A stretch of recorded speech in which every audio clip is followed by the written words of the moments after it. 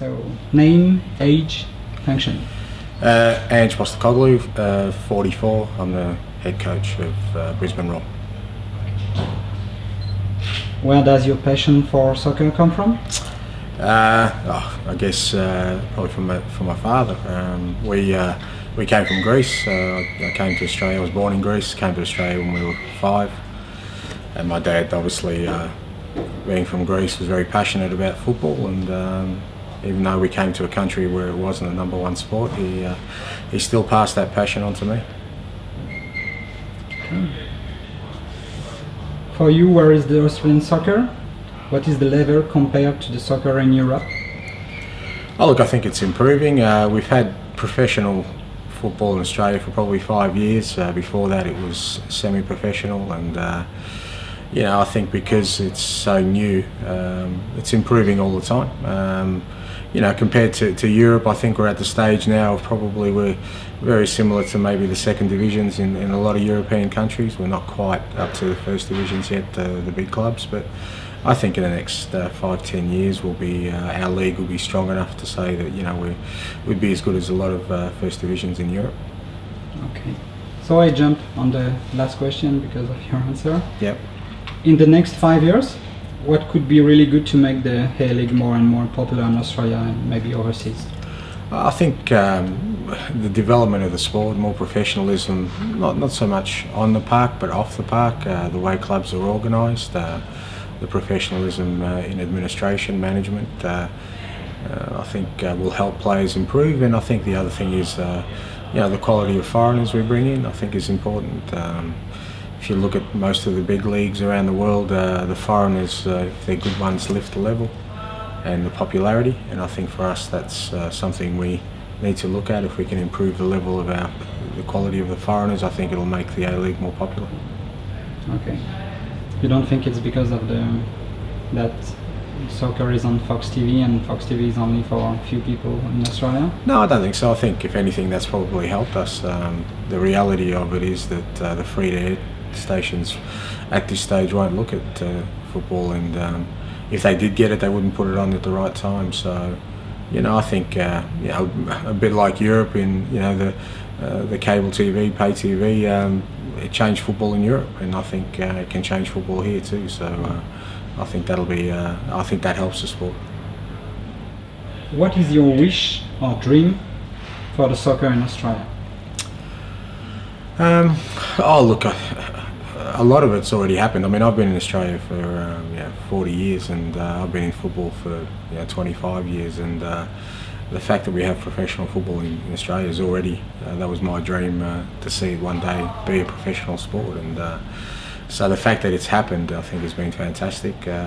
Just for the sport to keep growing. It will keep growing because whilst it's not the #1 sport for supporters, for participation, young kids, it is the #1 sport.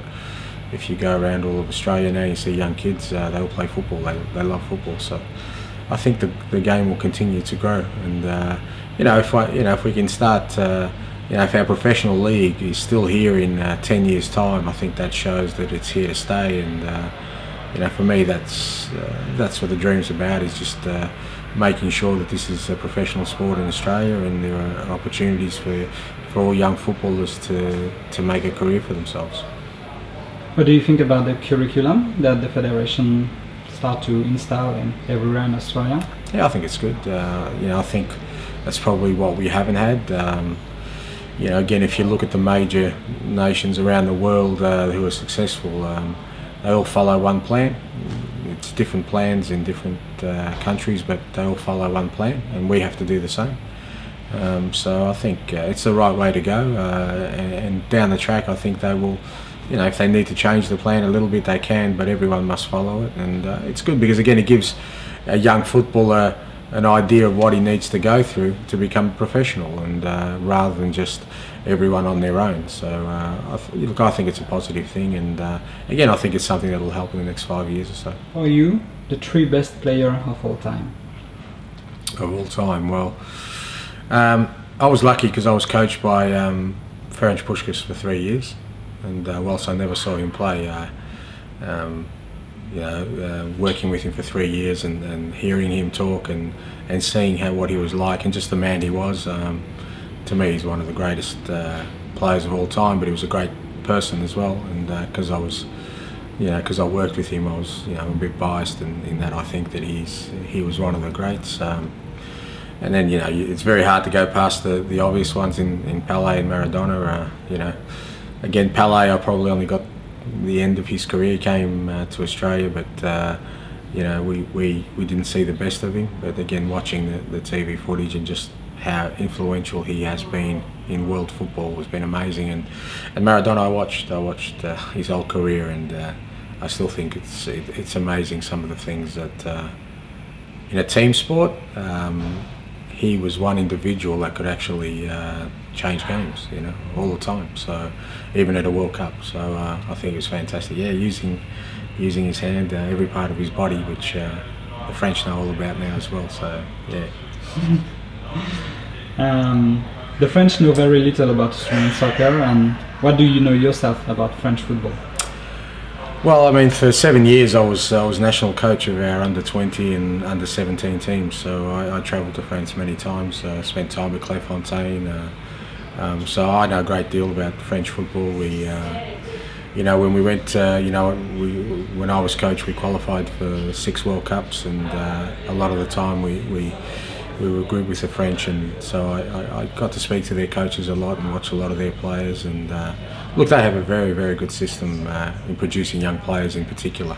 Something that we try to need to follow and have a look at. And I think even French football, it's a good style of football that is attractive to both players and supporters.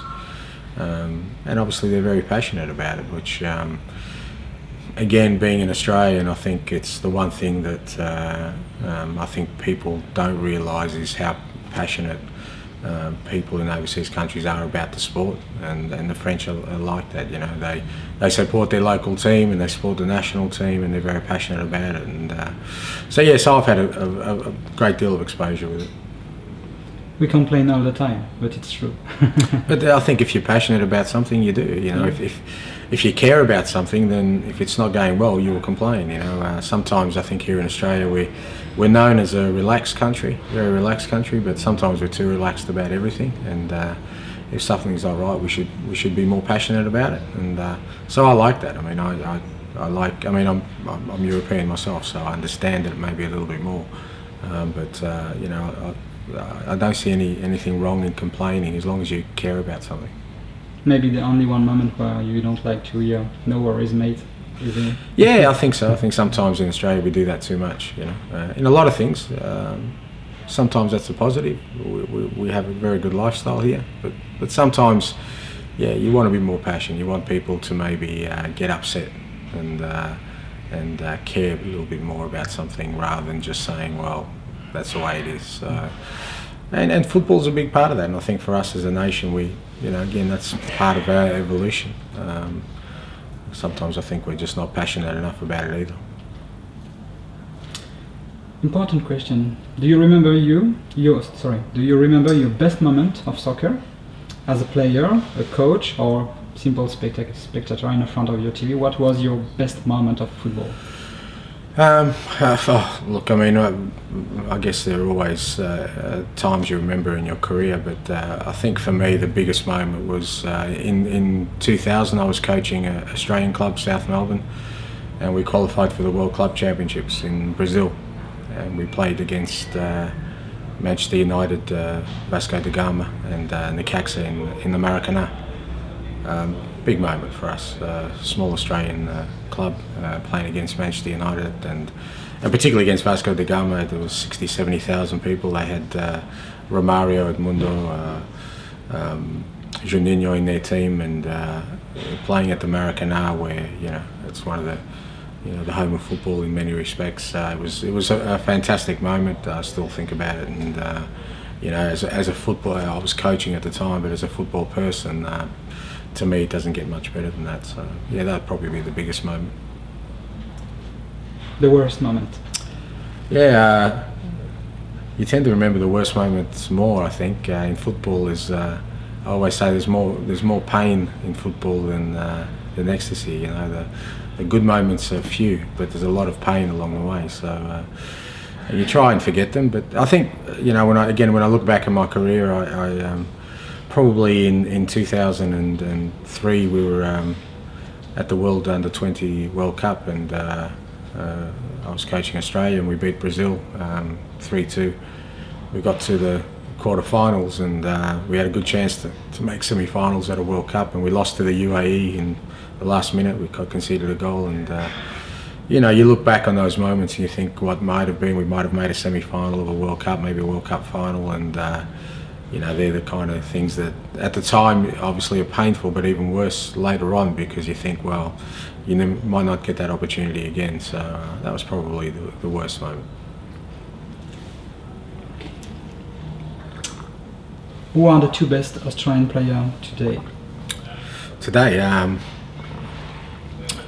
look, I think Tim Cahill is right up there. Not just because of he's probably a footballer who, you know, doesn't have maybe the technical ability, or you know, when you watch him, he doesn't get involved a lot. But for what he does, he's fantastic. He plays in a great league in the Premier League and does well. And for Australia, he does fantastically well as a goal-scoring midfielder, which, you know, in world football they're hard to find. And you know, I think he's been outstanding in the last 12 to 18 months as a footballer for Everton in the Premier League, but particularly for Australia. I think he's really become someone that everyone, you know, goes to the game to watch now and expect him to do well, and he does. You know, he delivers. So, you know, I think he's up there at the moment, and probably when you look at our World Cup campaign, you know, Mark Schwarzer, who now is, you know, in the prime of his career, even though he's 37, 38, keeps getting better. And our World Cup campaign, we haven't scored a lot of goals, but we've kept a lot of zero score lines, and it's because of him. And again, he's a professional. You know, I like the fact that, you know, they're players who have done everything in the game, but still have the passion and work hard enough to maintain their level. Very hard to find sometimes. You know, players sometimes when they get to the end of their careers aren't as professional, but he, I think, has been fantastic, and leading into the World Cup next year will be very important. Difficult question. Who will win the World Cup? Who will win the World Cup? Yes, that is a difficult question. It's hard to say at the moment. I mean, you know, you look at the Spanish and they play fantastic football, and they have players who are coming to the right time of their careers in terms of, you know, peaking at the right time.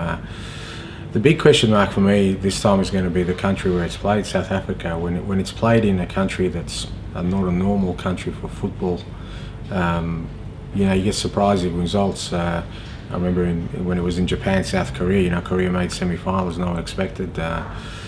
You know, I think the Brazilians will be tough again, and you know, playing in a country like South Africa, I think they'll do well. Maybe one of the African countries might come up, but for me at the moment, probably Brazil and Spain are the two strongest teams in the world. Okay. It's not about football. It can be something else. Yeah. It can be football too. When was the last time you laughed? Maybe yeah, you laugh. Maybe. I'm a coach. We don't laugh at all. We never laugh. No, we have to be serious. No, you know, you always even have, during a match. Yeah, you always. I guess you always have moments. I mean, I think sometimes, put it in perspective, when you are a coach, you probably don't enjoy it as much as you should. I sometimes think that as coaches we maybe take it too seriously sometimes, and you know, maybe we need to enjoy the football for what it is, because it is a fantastic game. But you know, I've been coaching now for 12, 13 years, and you just get so focused on the serious stuff. But you know, there is always moments. I mean, I always have a bit of a chuckle at training. I mean, I don't get involved a lot. I sit back and watch the players, and you know, I love being around footballers. There's always a good energy, and they're always, you know, making jokes with one another, and as a person you laugh. But yeah, I'm not known for being you know, too jovial around places, and I guess that's just part of the profession I'm in. Okay. If you could change one thing in the actual soccer, what would it be? It can be a result, it can be rules, it can be everything. You are hooligans. Yeah, yeah. Look, what I would mean, you like to change? Yeah, one thing I don't is I don't like too many changes. I love the game as it is, and I sometimes think now we're getting to the point where maybe people are starting to change too much what is the beauty of the game.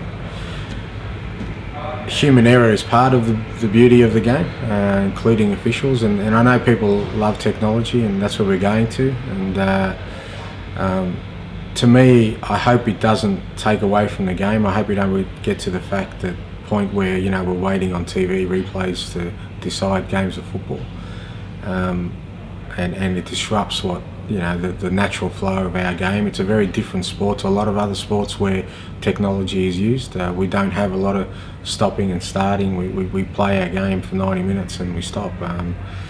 So if there's one thing I don't want to see too many changes too quickly. I really think that FIFA just need to take their time about introducing anything new, because I think we've made a few changes in the last few years, and I don't want it to change our game too much from what it is.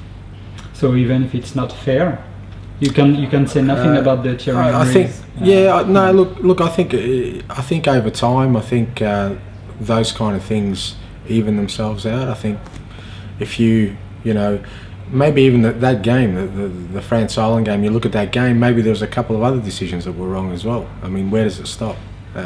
Obviously that was an obvious one, and but like I said, to me, everyone wants technology, but even technology is not going to be 100%, and I don't want it to stop our game. I don't want it to change our game too much. Our game is the best game in the world, because when you just look at it, that's what makes it beautiful.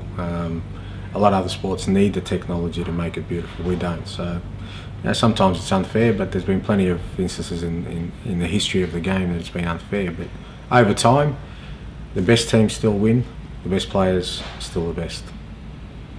Last question. If you could ask a question to our national coach, Ramon Domenech, what would this question? Well, he's had a pretty rough time as a coach, and I guess just seeing how he's handled that and whether he's changed anything about himself or about his philosophy, or because I think every coach goes through that. There's no coach that has had always success. Every coach has times where they don't have success, and I'm always interested to see how they deal with that. Do they stay the same and just believe in what they do, or do they change a little bit? And I'd really like to know, you know, whether he's changed anything or he still believes the same things through this whole time and believes in himself, because it's tough. It's tough being a coach. It's, you know, they always say there's two jobs that everybody thinks they can do: coach and president of a country. We all think we can do that, and you know, sometimes it looks a lot easier than it is. So yeah, it would be interesting to see how he's handled all the pressure. Thank you very much. Thank you. Thanks very much. Thank you.